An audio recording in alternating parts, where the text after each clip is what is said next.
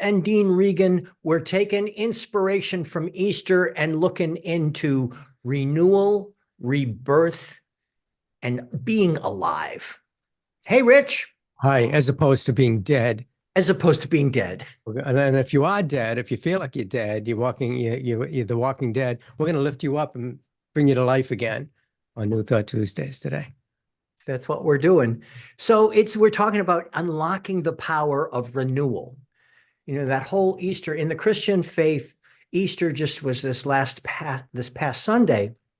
And it's all about the idea of being really pummeled to death, dying, and coming to life, transcending all of the pain and all of the misery. And for folks in New Thought Tuesdays, whether you're a creative in the entertainment industry, whether you're an actor or an attorney or a doctor or a teacher, A mom. absolutely, an art teacher, a mom. We're talking to you about that idea of what happens when there's a desperate need for rebirth, a change. Talking about a change. And one of the things that Rich and I were talking about is that idea of renewal, spiritual growth, and forgiveness.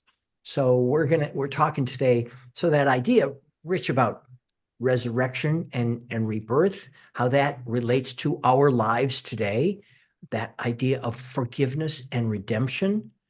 Yeah. And that idea of transformation and spiritual growth. So we got a mouthful today, and that's what we're going to be addressing today in our opening remarks. And then we've got a great exercise today for the inner circle. For those of you that are new for New Thought Tuesdays, we're going to be going into our inner circle, which is private after we have these remarks. And we are going to be doing an exercise having to do with renewal and rebirth. And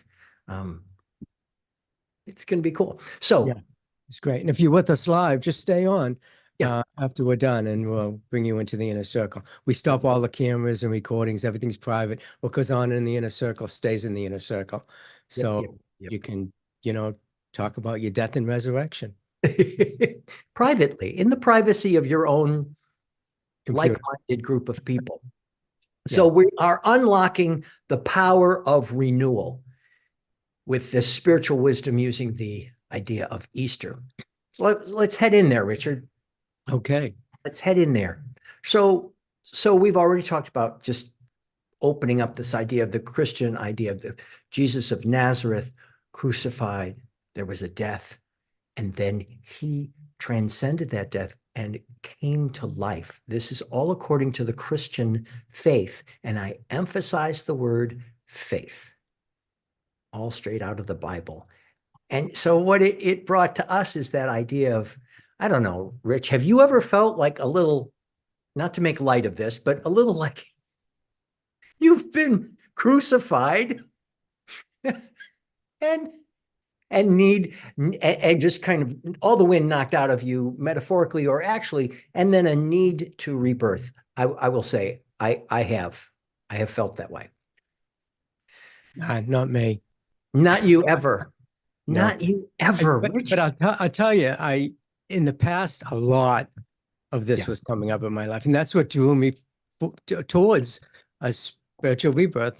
Drew me towards this being a seeker of spiritual wisdom and knowledge. So now, I do get them. It's a little less, and I move through them more quickly because of New Thought Tuesdays and my Infinite Filmmaker teachings and whatever else I'm doing. So I do go there sometimes, but you can move through it a lot quicker. So stick with us here on New Thought Tuesdays. And I love that idea. You talk about it, Richard, that you experience it less, that kind of sense of metaphorical crucifixion, death, resurrection. You understand, you experience that less.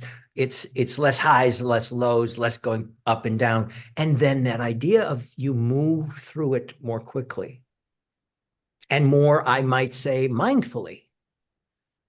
Yeah. That you're more aware of the challenges. So when you talk, well, like with crucifixion, what does that equal? Challenges and struggles. when we're in our everyday life, whatever we're doing, whatever, like what you said with being a mom or an attorney or a entertainment professional, an actor, a musician, a New Thought Tuesdays leader, if you've got a sense of challenges and struggles, and they begin to feel like they're just pushing you down, pushing you down, pushing you down, where you're actually experiencing a sense of suffering, and that you have a feeling of adversity. It's using these teachings that begin to take us out of that. And how we do that is through spiritual practice, whatever particular spiritual practice you're wanting to use. How we move out of that sense of darkness. For me, there's affirmation that I just came upon the other day, an Ernest Holmes affirmation that talks about rising and rising again, hearing the music within and bringing your awareness to that so that you can uplift your spirit. How do you, Rich, when you're feeling that sense of a challenge or a struggle, what is the first go-to spiritual practice that you use? Denial. You know, denial. You know, in prayer treatments, Yes. there's two different methods of prayer treatment. One is affirmative prayer, and the other is denial, denying that which exists as being an illusion, nothing. It doesn't exist in the mind of the infinite. And so I just go right into the denial part of it, Yeah. where I start focusing on the things that are good. So if I start seeing something that's messed up in my life and I focus on that, the more I focus on it, the more my life gets messed up and I get on that road. So I make a conscious choice that, okay, why do I want to think about that? Let's think about this. Let me focus on what's good about it. So gratitude is one of the things we're going to talk about too, in the inner circle. Having gratitude, knowing that it's just a lesson. You know, this is something I'm going through that's just a lesson for me to be able to grow to my greater self, to be able to become more spiritually aware that these challenges that I have are just, you know, it's, what do you call it? The human school, the school of humanity, or whatever we're here School of for. Hard Knocks. School of hard knocks. We're here to learn and to Yeah. grow into becoming our greater Yeah. self with whatever that is. And so that's how I I, get through it. I Denial. love I love how you say denial, because there's a couple of ways to look at denial. One is um, this is not happening, this is not happening, this is not happening, this is not happening, which the affirmation is this is not happening. But the understanding is, oh, baby, is this happening? It hurts. It's real, but I'm going to say kind of spiritual bypass, that kind of denial. But where Rich is coming from, and I love this, is that kind of absolutist that looks at an appearance and denies that this is not the experience of the mind of God. Yeah. And that is different than I do believe in spooks, or I don't believe in spooks, I don't believe in spooks, I don't. That was denial from a sense of spiritual bypass. But what Rich is talking about is so effective. Emma Curtis Hopkins, a big proponent of denial. Joel Goldsmith, a big advocate of denial. It's a very good way to, when you're centered, you can go, got it. There is a power and a presence greater than I am that I can use right now. Powerful good. It's a power for good. Powerful good. And if Yes. something is happening that doesn't seem so good, then let's call forth the good. Open that door. Good, you know, I always say my good and my God are one and the same thing. And my good is always knocking on my door. I just have to open that door. Right. So, you know, to me, it's like just focusing on the good and you get more good. Focus on what's not so good and you're going to get more of not so good. It's the law of attraction, as Esther Hicks, you know, Yeah. calls it. So when you're in that place of denial, denying the appearance, you're connecting up with your good, the awareness of your good. And that's where that whole sense of, in the metaphor, resurrection starts. That whole sense of renewal. It's like, I was working with a client, actually, oh no, actually a student last night. And you could see on the student's face as they were going down the train of the negativity of what was happening in their experience. And at one point, I asked an open-ended question about their sacred experiences in the week, and you could see them just release and relax and begin to breathe again. And that reminded me of what we're talking about, this idea of the renewal. That renewal can take place in just an instant in your awareness.